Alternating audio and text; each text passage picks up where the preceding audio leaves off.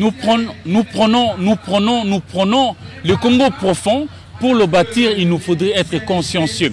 Et alors pour ce numéro particulièrement, nous avons le bonheur de recevoir pour vous Maître Pacifique Nkunzi, qui lui a quand même maîtrisé la loi qui sous-tendra la tenue des élections prévues initialement en 2023. Alors nous allons décortiquer ce que dit cette loi-là qui organise justement la Commission électorale nationale indépendante. C'est comme ça que je commence par lui dire bonjour Maître Pacifique.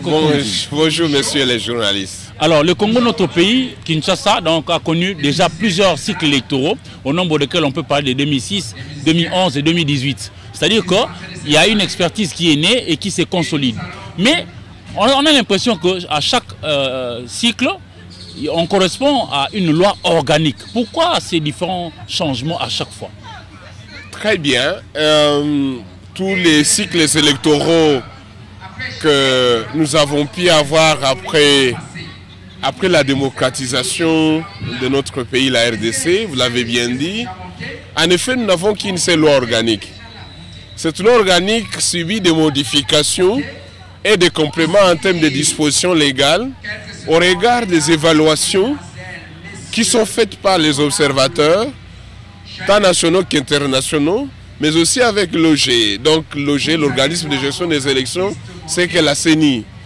Et donc toutes ces évaluations faites font à ce qu'à chaque cycle électoral, en effet, on retouche un tout petit peu, soit pour améliorer certaines dispositions légales, dans le but, en effet, d'améliorer la bonne tenue des élections démocratiques, justes et transparentes, impartiales, etc. Mais nous, en tant qu'observateurs de la société congolaise, nous avons l'impression comme si les Congolais n'est toujours pas satisfaits. À chaque fois, il y a ce qui bouge, mais ça fait toujours soulever des vagues. Lorsqu'on a changé, modifié, les uns sont d'accord, les autres ne le sont pas. En effet, oui, parce que en réalité, on devrait avoir, ce n'est pas tout le temps qu'on devrait procéder aux réformes. En effet, on devrait faire un effort, mais que les réformes qu'on mette en place soient des réformes qui tiennent compte des éléments généraux d'intérêt général dans la durée. Mais est-ce que je dois dire que ce que nous faisons n'aboutisse pas encore à ces réformes impersonnelles qui tiennent compte des éléments d'intérêt général qui organisent un processus dans la durée et non tout le temps d'y revenir? Je ne vais pas tout de suite faire ces jugements, sachant bien que notre pays, c'est un pays qui est vraiment d'une jeune démocratie. Il est en train de construire sa démocratie et nous pensons que d'ici 10 ans, nous allons procéder à une stabilité. En effet, en 2006, si j'évoque la théorie des 3 A, nous étions encore dans l'apprentissage. En 2011, nous étions dans l'appropriation. Nous avons connu en 2018 une alternance démocratique et pacifique au sommet de l'État. Tous ces acquis ne sont pas à mettre de côté. Certains acteurs peuvent ne pas les connaître, mais nous qui sommes du domaine, les initiés du domaine, il y a moyen même de rappeler que nous avons pu organiser nous-mêmes ces élections en 2011, en 2018, avec le financement propre du gouvernement congolais. Ces acquis-là méritent d'être capitalisés. Sous le président Joseph Kabila Kabange, oui. Non, je ne veux pas citer les personnalités. Ce sont des institutions que moi je considère. Dans l'histoire, il y a moyen de dire que ces acquis méritent d'être capitalisés et voir comment nous les améliorons au fur et à mesure. Parce que le pays devient démocratie de 100 ans. Eux aussi ont connu des temps de balbutiement. Mais il y a moyen, en tant que leader, de rester dans une optique de l'espérance. Juste pour le besoin de l'histoire, nos enfants doivent apprendre qui avait fait quoi dans le temps, etc. Alors je voudrais venir pour dire que lorsqu'on a commencé, c'était en 2006, sous l'abbé Malou, on appelait la CEI, Commission électorale indépendante. Oui. Et puis on est arrivé au niveau de la CENI, avec le pasteur Ngoye Mulunda, Commission électorale nationale indépendante. Et en 2018 aussi, c'était le cas. Alors, pour ne pas aller très loin, qu'est-ce qui va différencier la loi organique qui avait sous-tendu les élections en 2018, décembre, et la loi qui est en vigueur actuellement, parce que déjà promulguée par le chef de l'État après avoir été votée par les 2 chambres parlementaires? Très bien. Tous ceux qui nous suivent, je les sollicite de bien me suivre à 5 points. Du point de vue de la composition, du point de vue de certaines dispositions qui touchent l'intégrité et la redevabilité, certaines dispositions qui touchent la lutte contre la corruption et la bonne gouvernance électorale, et certaines dispositions qui me paraissent d'ordre général. Du point de vue de la composition, c'est à l'article 10 de cette nouvelle loi organique. Je dois rappeler tous les spectateurs qui nous suivent que Maître Pacifique était de l'équipe qui était à la commission PAJ pour l'école de la société civile pour suivre cet examen de ce texte de loi. Et donc, nous en connaissons, n'est-ce pas, l'esprit et la lettre. Ce qui fait que nous allons faire un résumé du point de vue de la composition. Nous sommes passés de 13 à 15 membres. Au niveau de la plénière. Au niveau de la plénière. En effet, le bureau fait toujours partie de la plénière. Exactement. Alors, de 13 à 15 membres, composés de comment? Nous avons 6 membres, ils viendront de la majorité parlementaire. Nous avons 4 personnalités. Et actuellement, la majorité, c'est l'Union sacrée. Tout à fait. Nous avons 4 qui viendraient de l'opposition et nous avons 5 qui viendraient de la société civile. Lorsque, de manière mathématique, on regarde les chiffres de 13 à 15, on a l'impression que les 2 personnalités qu'on ajoute, on les ajoute pour la société civile. Parce qu'en réalité, dans la composition de 13 membres, la société civile en avait 3. La majorité en avait toujours 6 et l'opposition en avait toujours 4. Ce qui faisait 6 plus 4 plus 3, ce qui était 13. Mais contrairement à la nouvelle loi définitive, l'honorable Lutundula proposait une CENI égalitaire de 5-5-5-5. On n'est pas arrivé, on est arrivé à une CENI de 6-4-5. Ce qui fait que malheureusement, on n'est pas obtenu les 5-5-5, où on n'est pas obtenu une CENI totalement société civile, mais dans les bureaux, on a ajouté un membre. Dans l'ancienne configuration de la loi qu'on a changée, c'était en 2018. En 2018, donc de 2013, on avait au bureau que 6 membres. Désormais, il y aura 7 membres au bureau. Donc on a ajouté le poste du deuxième vice-président, qui sera occupé par l'opposition. Le poste du président sera occupé par la société civile, confession religieuse. Premier vice-président, la majorité. Deuxième vice-président, l'opposition. Nous aurons les rapporteurs qui sera occupé par l'opposition. Nous aurons le rapporteur adjoint majorité, questeur opposition, et nous aurons un questeur, nous aurons questeur majorité. Donc dans l'équipe de 7, vous aurez un membre de la société civile, nous aurons 2 membres venant de l'opposition et nous aurons 4 membres venant de la majorité. C'est ce qui fera un nombre de 7 au bureau. Une grande partie de la société civile va être au niveau de l'Assemblée plénière. Alors, le débat qui se soulève à ce niveau, je ne veux pas y entrer. C'est un débat, c'est de dire qu'on aura un bureau déséquilibré, parce que la société civile, elle sera minimisée là-dedans. Mais nous aurons aussi une plénière qui sera majorité société civile. Donc pour moi, étant donné ma position, tout en étant respectueux de ce que pensent les autres collègues, de la composition du bureau, mais moi en tant que technicien du domaine électoral, la plénière étant l'organe de décision de tout ce qui se fera au niveau de la CNI, lorsque je comptabilise les personnalités qui en feront partie, si ce sont des personnalités qui ont un niveau élevé de l'expertise électorale, ce sont des est un souhait pour tous les Congolais. Oui, parce qu'on est en plein traitement de dossiers. Si ce sont des personnalités indépendantes, de haut niveau sur le plan d'expertise électorale, il y a moyen de penser qu'ils vont peser. Parce que l'incompétence joue malheureusement contre l'indépendance. Vous comprenez ce que j'ai dit? Aux spectateurs, l'incompétence est un lit pour la dépendance. La compétence est un lit pour l'indépendance. La liberté donc de penser. Donc, la liberté d'esprit de penser. Donc, plus on a la matière, on est connaisseur, on est initié du domaine électoral. Pas, on avance. Comment est-ce qu'on va t'amener un texte dont tu connais, mais tu ne vas pas réagir? De quelle manière on peut t'inféoder lorsque tu as les contenus du domaine électoral?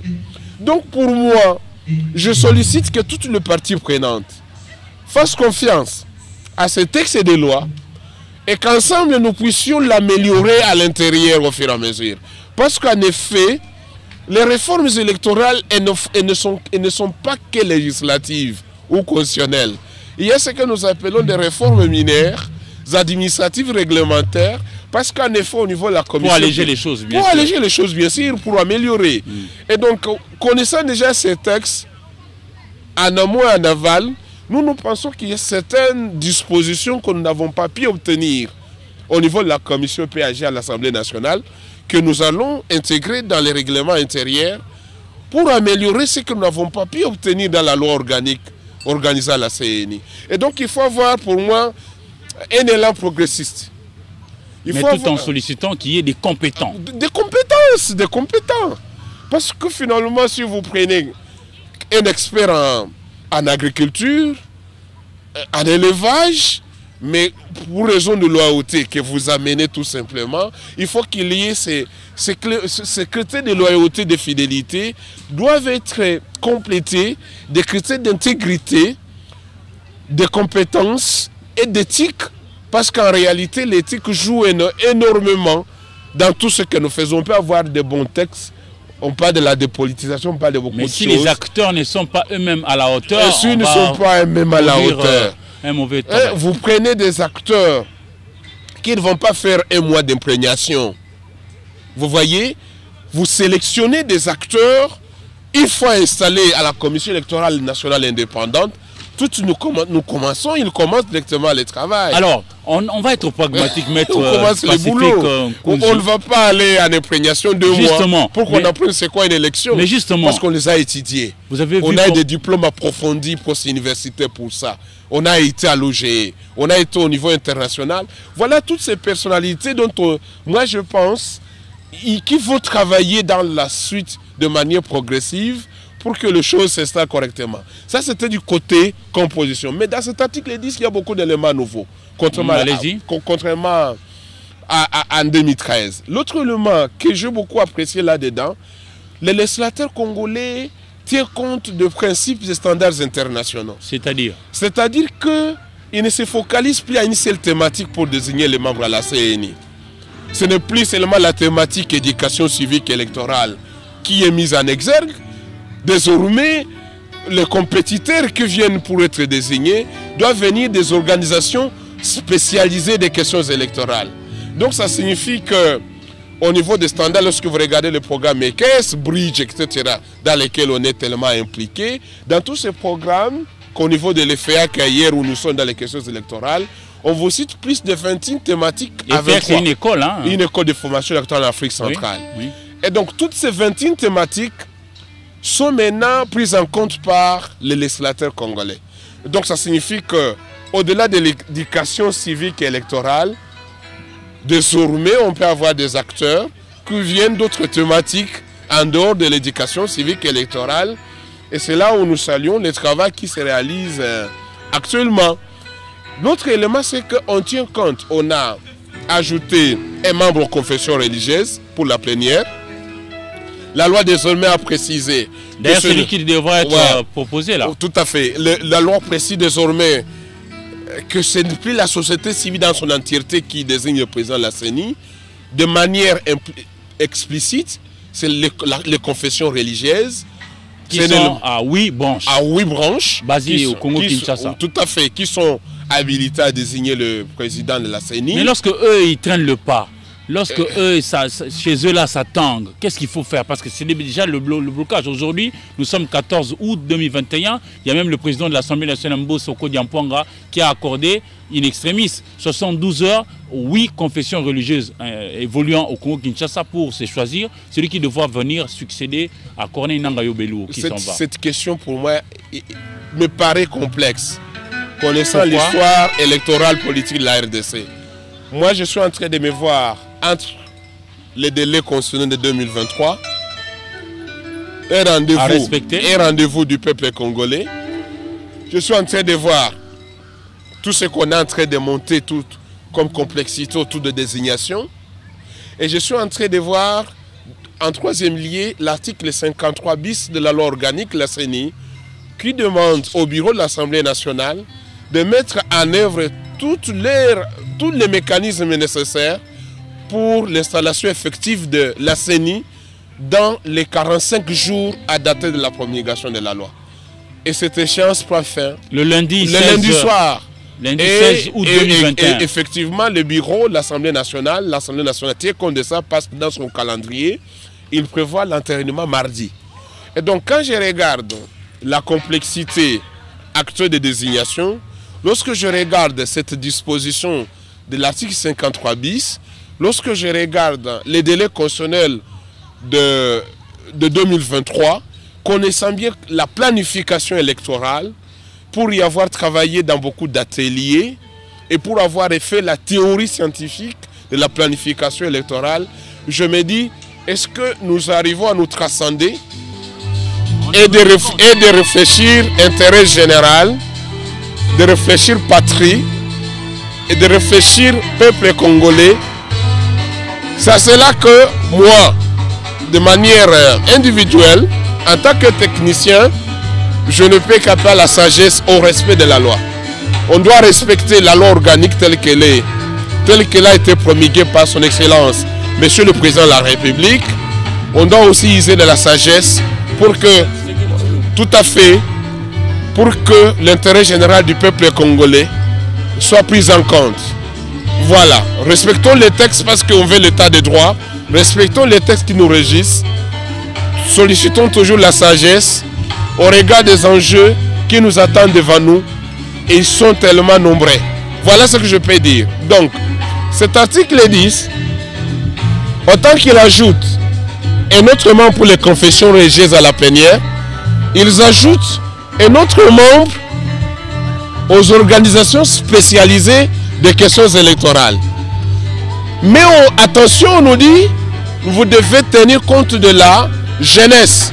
Et c'est là où les COJIPEL, les consortiums des organisations spécialisées en élection et dans les questions de gouvernance, en compagnie avec tout l'ensemble de la jeunesse en RDC, continuent à faire un plaidoyer pour qu'à l'Assemblée nationale, la liste qu'ils ont déposée soit prise en compte, parce que finalement l'article 10 a évolué en disant oui, nous devons avoir une représentativité de plus de 60% de l'électorat congolais qui est jeune dans le fichier électoral. On doit tenir compte de la jeunesse au regard de la charte africaine, la déclaration universelle des droits de l'homme, mais aussi les pactes internationaux des droits civils et politiques qui tiennent compte, n'est-ce pas, de la jeunesse à tous les niveaux de gestion du pays. Alors, Maître Pacifique Nkunzi, dans l'évolution des choses, vous avez remarqué que déjà en amont, il y en a une certaine voix qui voulait que l'on puisse avoir une plénière qui contrôlerait cette fois-là le bureau. A-t-on arrivé à ces résultats ou que le bureau, comme vous l'avez dit, est plutôt inclus dans cette plénière et confondu dans celle-ci? Nous avons fait un effort de plaidoyer au niveau de la commission PAG avec tous les collègues de la société civile pour que, non seulement en supprimant la COPEC, qui était un organe, la commission de contrôle permanente que proposait l'honorable Lutundula, qui dirait si nous étions d'avis, d'accord avec la commission PAJ, que ce serait de trop, serait une machine de plus et qui allait rendre lourd au niveau opérationnel de l'OGE. Mais nous, la société civile, on était d'accord qu'on renforce le pouvoir de l'Assemblée plénière dans les contrôles. En effet, le bilan est mitigé. Nous n'avons pas pu obtenir ces éléments-là. Mais nous avons reçu des promesses que certaines de nos préoccupations seront récupérées dans les règlements intérieurs. C'est là où je pense que comme nous étions là, beaucoup de nos collègues qui étaient là vont être dans la nouvelle CENI pour qu'en effet, il travaille dans la continuité de ce que nous on s'était dit dans les plaidoyers. C'est tellement important. Mais l'autre élément qui me paraît satisfaisant, c'est le fait que finalement, beaucoup d'éléments de corruptibilité, de corruption, d'interférence politique ont été pris en compte dans les innovations. Mais vous dites que ça a été pris en compte, mais pendant que nombreux parmi les compétiteurs futurs disent que non, ils ne sont toujours pas encore confiants quant à la manière dont les choses évoluent. C'est le cas du FCC, c'est le cas d'Ensemble, c'est le cas des autres forces politiques qui devront, eux, ou elles plutôt, venir au rendez-vous. En tant qu'un aspirant gestionnaire de questions importantes, il n'est pas aisé pour moi de faire un commentaire sur les positions des parties prenantes au processus. Mais néanmoins, si vous me demandez, Maître Pacifique, est-ce que vous pouvez nous énumérer quelques dispositions qui touchent l'intégrité et la lutte contre la corruption? En effet, vous pouvez combiner l'article 14, l'article 21 bis et l'article 22. Dans l'article 14, on introduit la notion de la déchéance.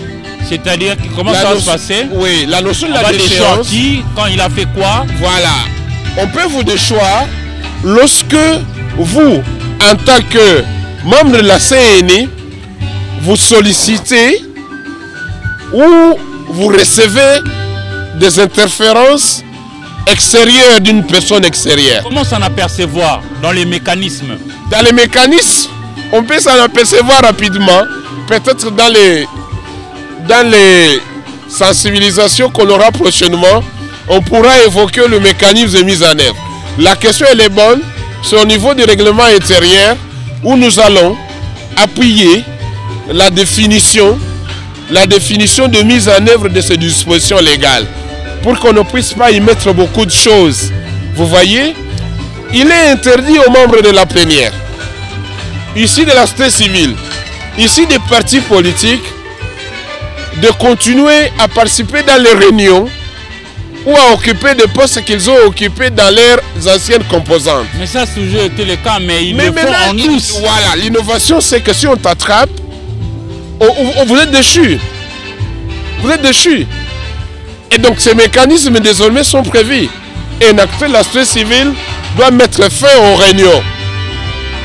L'unique exception qui est mise à l'innovation dans la loi, c'est que désormais, vous pouvez aller dans ces réunions aussi longtemps que vous êtes dans les cas de vulgarisation des lois ou des activités de la CENI. Mais lorsque vous êtes dans des réunions purement politiques, dans votre ancienne composante, tout de suite on vous attrape. Mais Maître Pacifique, là je voudrais quand même laisser quelques mots. On sait comment est-ce que notre société congolaise évolue. Généralement, il y a ce phénomène de la diabolisation gratuite. Ouais. Vous dites que vous pouviez venir, mais dans le cadre de la vulgarisation. Et la vulgarisation devrait être intensifiée pour atteindre les uns et les autres. Mais facilement aussi, on peut diaboliser quelqu'un dans ces cas-là. Voilà. Et tout ce qu'il y aura comme diabolisation peut faire objet de dénonciations calomnieuses et qui peut faire objet de poursuites contre celui qui accuse. Donc ça signifie que quand vous venez accuser, vous devez avoir tous les éléments de preuve avec vous. Et nous pensons que le règlement intérieur va préciser davantage toutes ces dispositions nouvelles. Et nous allons y travailler. Que les spectateurs nous suivent. En tant que membre de l'Ordre national des experts électoraux, en tant que membre du collectif des organisations d'éducation civique, donc on est là-dedans, on va suivre, mais aussi si de la chance arriver que nous soyons là-dedans de ce côté-là, on pourra travailler davantage pour que ces choses soient davantage explicites. Mais aussi l'article 21 bis. L'article 21 bis, il est très important. Si vous me permettez, je vais le lire. Je vais le lire.